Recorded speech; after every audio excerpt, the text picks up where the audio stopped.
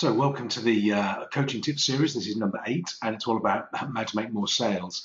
And I put this little slide share together mainly because I've got a couple of ideas, but I was invited to do a Facebook group webinar, and this is a summary of some of the content I was going to cover on that webinar. So hope you find it interesting, hope you find it useful. The reason for making a slideshow about sales is because I think the biggest challenge a lot of people face in business is selling. They can be very good technically what they do. They can be brilliant as accountants or lawyers or designers. But when it comes to the selling, the getting the clients, they do tend to struggle because they approach it in not the wrong way, but a more traditional way that doesn't really apply nowadays. So if I just go back a little bit and look at the old way of selling, if you like, how did we do it in the old days? And I've got enough grey hairs to remember the days before the internet when we had things like fax and telex and that sort of thing. But the old selling ways, and this is how people are still taught to this day how you should do sales, and this is how it worked back in the 80s and 90s, but this is the way that people are taught to sell now. And then what they're taught is we need to find some suspects.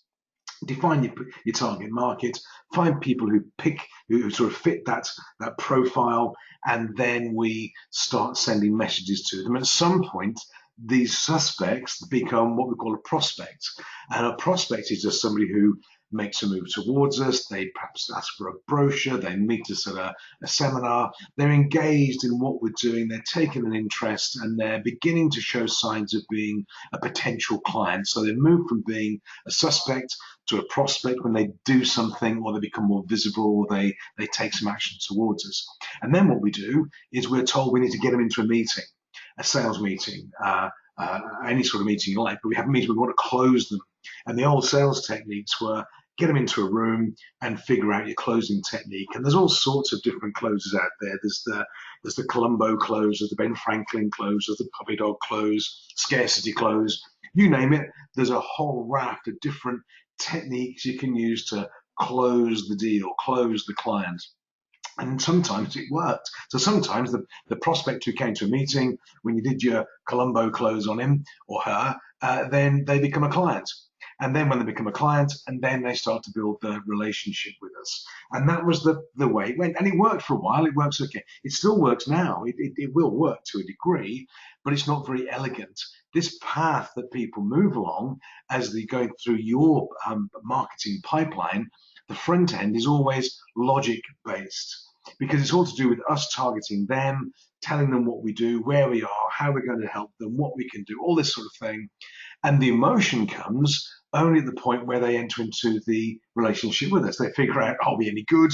Do we validate what we do? We keep our promises? So the logic first and emotion second. And also the thing that happened in the old style of selling was that people worked, well, we thought they did, our prospects had to fit with our timeline, our emails, our direct mail, our system, our structure, our closing technique.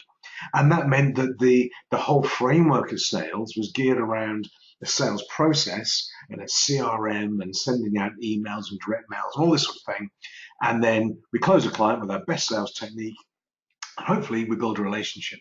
And that's how it was. Now, in the new era of selling, it's different, mainly because people, and they always have, but people don't buy on logic.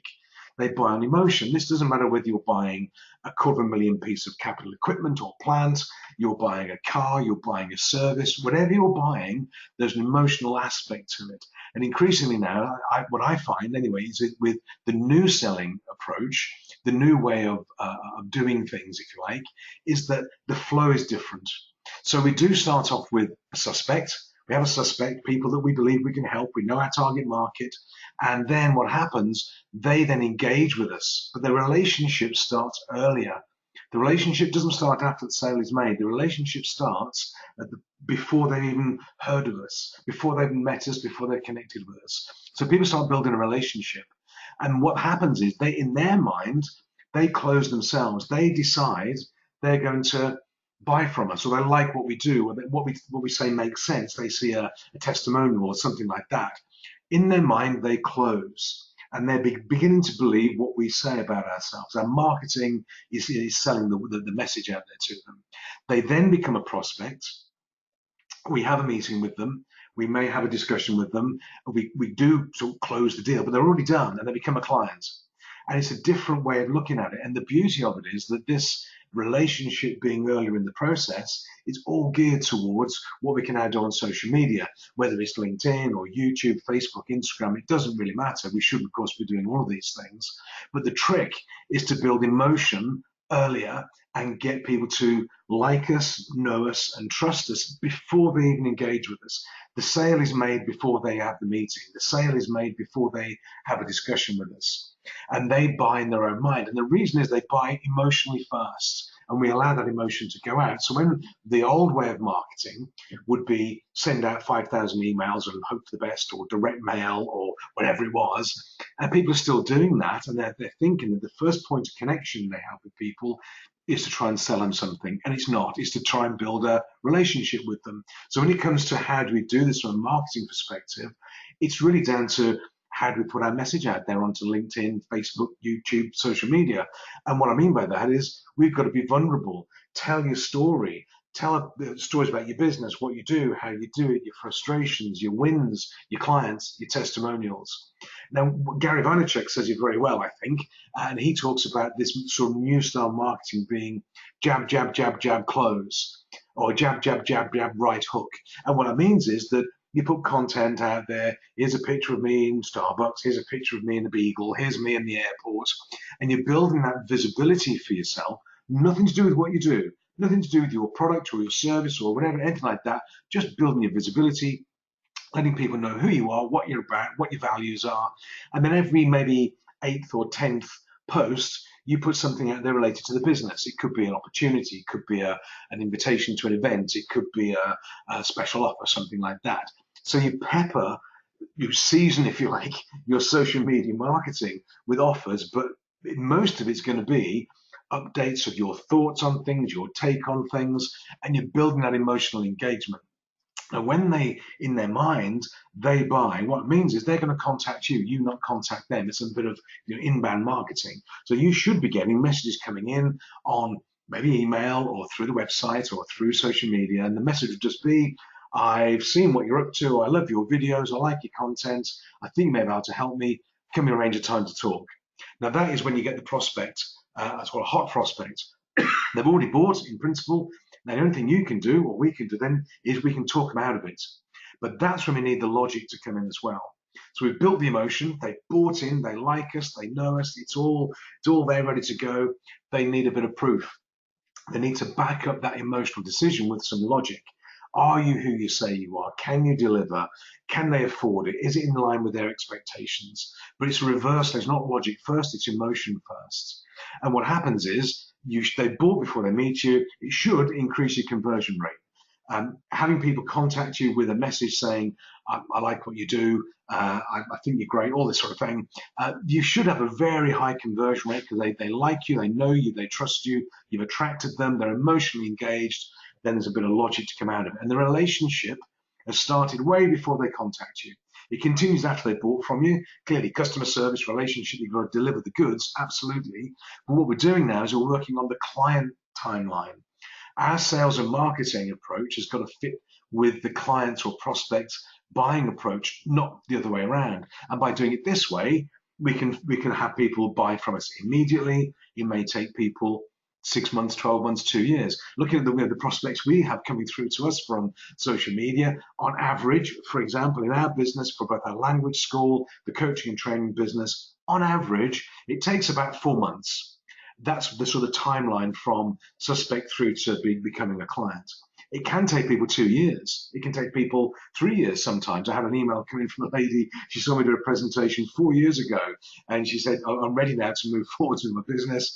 Can you help me? Well, great. Yes, we can. So it can take a long period of time. But the trick is to fit in with their buying style. They won't fit in with your selling style. Fit with the client timeline. Build emotion first. Do videos. Get on YouTube. Get on social media. Get on LinkedIn.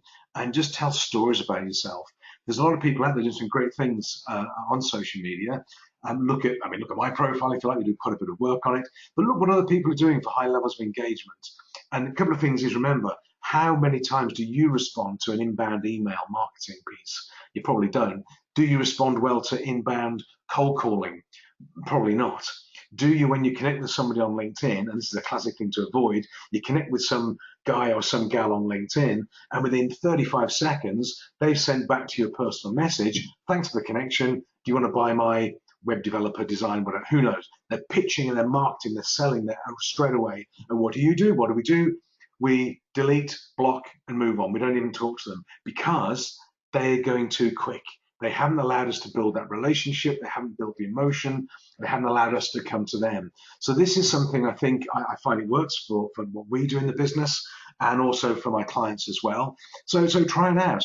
I think it's really that case of building a relationship first. They come to us, they've bought emotionally or engaged emotionally. Yes, we need to satisfy their needs and requirements, but the logic comes second. Whereas the old way, it was logic first. This is logic second. It builds a relationship and it will improve your conversion rate. And also you're attracting people that, that fundamentally like you. So they're always better to work with and you have a longer term relationship with them. So I hope that makes sense. And if you have any questions, please feel free to email me. My email is on this slide here, David Holland at resultsrules.ok.com. You can check in for other tips in the coaching series as we go along. But I hope you enjoyed it. Any comments and thoughts and feedback, I'd like to hear from you. In the meantime, have a great week and I look forward to updates. Take care. Bye for now.